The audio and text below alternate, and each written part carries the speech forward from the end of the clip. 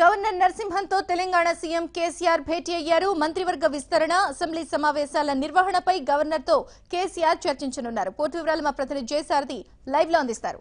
జయసారథి, గవర్నర్తో కేసీఆర్ భేటీకి సంబంధించిన వివరాలేంటి? ఓటీయూ విజయ్ చంద్రిక గవర్నర్ నరసింహన్తో ముఖ్యమంత్రి కేసీఆర్ ఇప్పుడే భేటీ అయ్యారు. కొద్దిసేపటి క్రితం ఆయన రాజ్భవన్ చేరుకున్న వెంటనే గవర్నర్తో సమావేశమయ్యారు. ఈ సమావేశంలో ప్రధానంగా మంత్రివర్గ విస్తరణ మీదనే చర్చ జరుగుతోంది. దాంతోపాటు 22వ తేదీ నుంచి 25 వరకు ఓటాన్ అకౌంట్ బడ్జెట్ సమావేశాలు నిర్వహించాలని నిర్ణయించారు. దీనికి సంబంధించి కూడా సమాచారం సూత్రప్రాయంగా తెలియజేయడమని బాగా చెప్తున్నాను. ఇక ప్రధానమైన చర్చ మాత్రం మంత్రివర్గ విస్తరణకు సంబంధించే చర్చ జరుగుతున్నట్టు తెలుస్తుంది. ప్రభుత్వం ఏర్పడి 2 నెలలు దాటిపోయింది.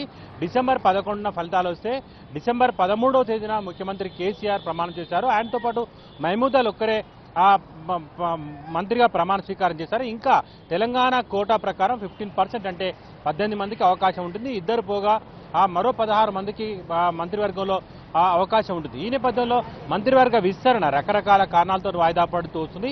ముఖ్యమంత్రి కేసీఆర్ ఒక అభిప్రాయానికి రాకపోవడం వల్లే ముందుగా వాయిదా పడింది. తర్వాత మంచి రోజులు లేవు, సంక్రాంతి తర్వాతనే విస్తరణ ఉంటుందని చెప్పారు. అప్పటి వరకు ఎమ్మెల్యేల ప్రమాణ స్వీకారం కూడా చేయలేదు. 17వ తేదీన ఎమ్మెల్యేల ప్రమాణ స్వీకారం అయిపోయింది. ఆ తర్వాత నుంచి కూడా మంత్రివర్గ విస్తరణ ఉంటుందని ప్రచారం జరిగింది. కానీ 21వ తేదీ జనవరి 21 నుంచి యాగం జరిగింది. ఆ తర్వాత పంచాయతీ ఎన్నికలున్నాయి. ఆ తర్వాత మంచి రోజులు ఫిబ్రవరి 4 వరకు లేవు. ఇలాంటి కారణాలతోటి వాయిదా వేస్తూ వచ్చారు. ఇప్పటి వరకు కేవలం ఇద్దరితోటే 2 నెలలుగా పాలన కొనసాగుతుంది. ఈ నేపథ్యంలోనే అటు రాజకీయంగా అటు ప్రతిపక్ష పార్టీల నుంచి కూడా విమర్శలు వ్యక్తం అవుతున్నాయి. టీఆర్ఎస్ పార్టీలో కూడా విస్తరణపై ఎదురు చూస్తున్నారు. ఈ నేపథ్యంలోనే బడ్జెట్ సమావేశాల కంటే ముందే విస్తరణ చేపట్టాలనేటువంటి అభిప్రాయానికి వచ్చిన నేపథ్యంలో ముఖ్యమంత్రి కేసీఆర్ గవర్నర్తో భేటీ అయి చర్చిస్తా ఉన్నారు. రేపు లేదా 18వ తేదీ మంత్రివర్గ విస్తరణ ఉంటుందని తెలుస్తుంది. ఆ డేటు ముహూర్తాన్ని గవర్నర్కు చెప్పేందుకే ముఖ్యమంత్రి కేసీఆర్ రాజ్భవన్కు వచ్చినట్టుగా తెలుస్తోంది. ఈ మంత్రివర్గ విస్తరణ ఎంతమందితో ఉందో అనేటువంటి విషయాన్ని కూడా గవర్నర్తో పంచుకునేటువంటి అవకాశం ఉంది. ఇప్పుడున్నటువంటి ప్రచారం మేరకు టీఆర్ఎస్ పార్టీ వర్గాల నుంచి అందుతున్నటువంటి సమాచారం మేరకు 8 లేదా 10 మందితోటి మంత్రివర్గ విస్తరణ చేస్తారు.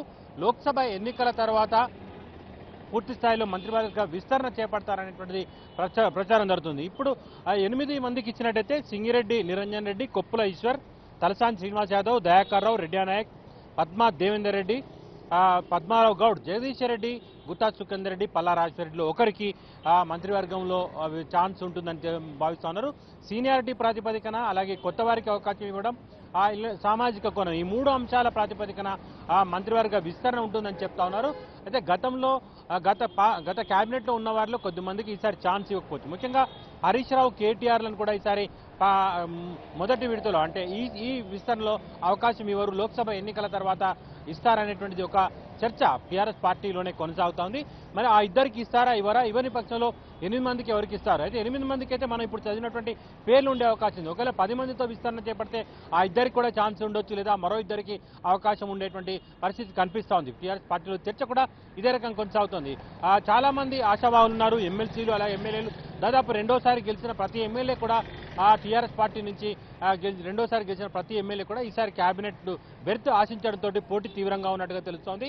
దాదాపు 40 మంది వరకు అందరూ కూడా ఎమ్మెల్సీలతో కలిపి 40 మంది ఆశావాహులు మంత్రివర్గ విస్తరణలో చోటు కోసం ఆశిస్తా ఉన్నారు. అయితే సంఖ్య మాత్రం 16 మందికి అవకాశం ఉంది. అయితే మొదటి విడతలో ఈసారి 10 మందికి మాత్రం చోటు కల్పించే అవకాశం ఉంది. అయితే ఈ 10 మందిలో ఎవరు? అయితే గతంలో ఉప ముఖ్యమంత్రిగా పనిచేసిన కడియం శ్రీహరి అలాగే నాయన్ నర్సిరెడ్డి ఇద్దరు కూడా ఎమ్మెల్సీ కోటాలో క్యాబినెట్లో ఉన్నారు. ఆ ఇద్దరికి ఈసారి ఛాన్స్ ఉండకపోవచ్చు అనేది కూడా చర్చ జరుగుతోంది. అంటే గత క్యాబినెట్లో ఉన్నటువంటి ఒక 4గురికి అనుమానం కనిపిస్తోంది ఈ క్యాబినెట్లో.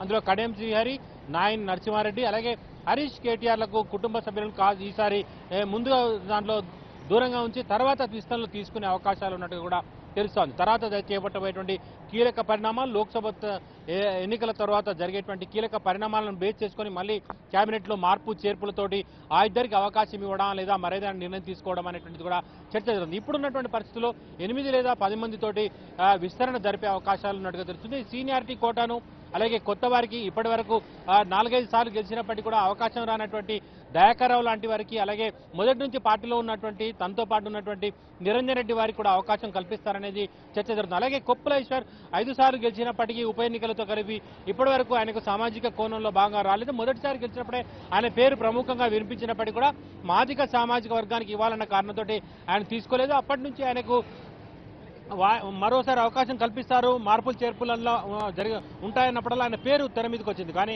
అవకాశం రాలేదు. కానీ ఈసారి మాత్రం ఖచ్చితంగా ఉంటుంది. రెండోసారి ప్రభుత్వం ఏర్పాటు చేసిన తర్వాత ఈసారి భిన్నంగా ఉంటుంది, కొత్తగా ఉంటాయి.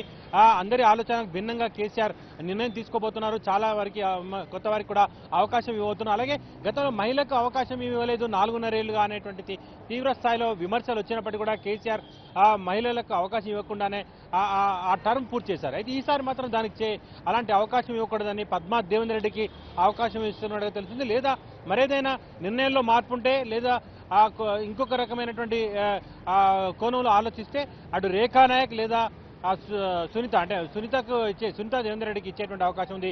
ఆలేరు ఎమ్మెల్యే, ఆమె విప్గా కూడా పనిచేశారు.